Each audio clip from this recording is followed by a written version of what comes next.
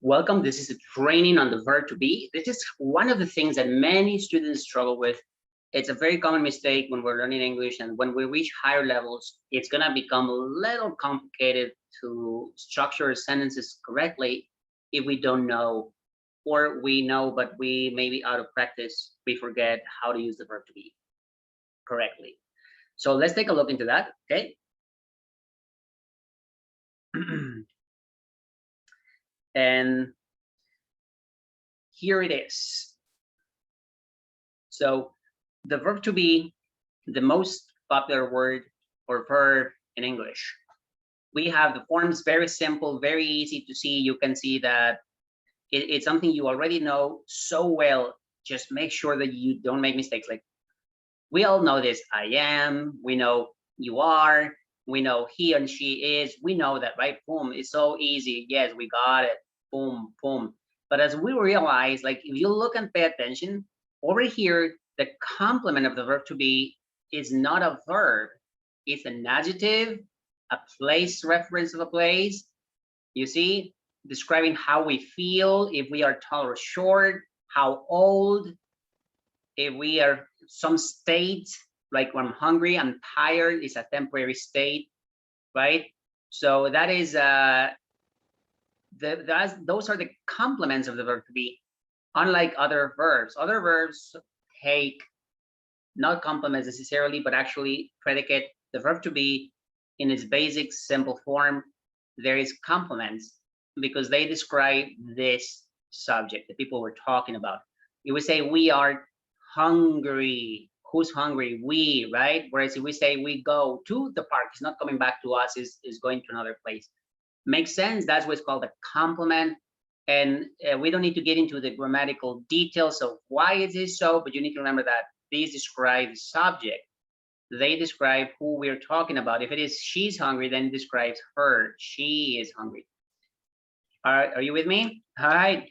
So what is it that I want you to know now? It's some common mistakes, things you should avoid doing when you are using this verb. Many students like to say, I am, go to the park. This is not correct. I am is not correct. Why? Because I am doesn't take a verb like this. If we speak about what we usually do, then I go to the park. I am not the park. I am not the park. I go to the park every Monday. When we use subjects that do not mean he, she, it, many students get confused because of that, because they feel like, oh, I don't know what this is. So then they use, the verb is run, but they want to use are because they get used to thinking, oh, I am, the buses are. And then what I want to say, oh, they run. So the buses are run. But this is not necessary because we're not saying describing the buses. We're saying what the buses do. What do the buses do? They run. We didn't say, what is this? They are buses. What color are they? No, we didn't say that, right? So this is something many students do. You need to be careful you don't do that, because as you see, the sentence is getting a little more complex. And that's what I meant. Like when we reach higher levels, we're going to this, like using the past tense now. It says, what did you do yesterday? And then you say, we was play, because students think, oh, in the past we say was, so I need to use was. No, we're not describing ourselves. We're not saying we were happy, we were sad. We're not saying that. We're saying what we did. So we don't need to use was, we need to use only the verb play. We play, and then we need to use the past tense, because you see that's what happens when the students think, oh, we gotta use play because I said was, so that's past tense. No, no, no, no. This is a mistake. So mistake, was is a mistake. We are not describing how we felt or what we were doing. No, we're saying what we did. So we played, right? You know that we played. Y-E-D, right? That doesn't look like a Y-E-D. Played, we need the E-D,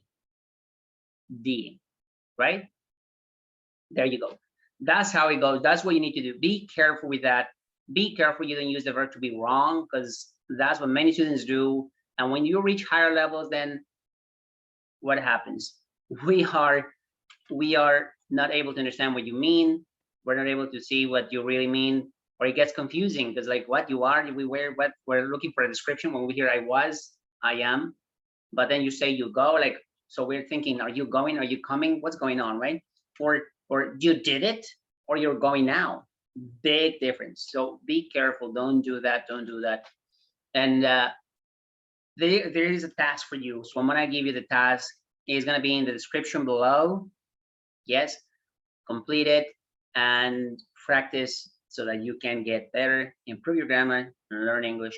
This is AJ English. It was great to have you. And that was the verb. What verb? The verb to be. Okay, that's it. I'll see you next time.